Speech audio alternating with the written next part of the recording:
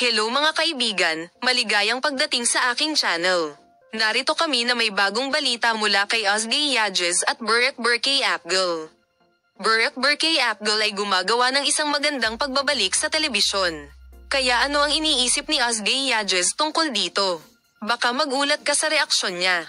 Huwag kalimutang panoorin ang aming video hanggang sa huli para malaman kung ano ang nangyari behind the scenes after months of rumors. Opisyal na inihayag ni Burek Burkay ang kanyang pagbabalik sa screen.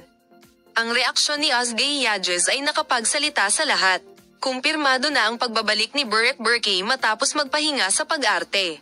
Ang ikinatuwa ng mga tagahanga ay ang reaksyon ni Ozzy.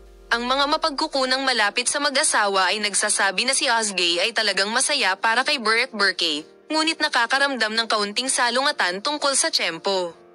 Bagamat sariwa pa sa isipan ng lahat ang kanilang mga nakaraang relasyon, ang anunsyong ito ay nagpaisip sa mga tagahanga kung ang pagbabalik ni Burek Burkay ay magbabalik sa kanila o higit na maghihiwalay. Mababago kaya ng bagong career move ni Burek Burkay ang dynamism ng kanyang mga relasyon? O simula na ba ng bagong panahon para sa dalawang ito? Bibigyan ka namin ng detalyadong impormasyon sa paksa. Magpatuloy sa panonood sa aming channel, Polem.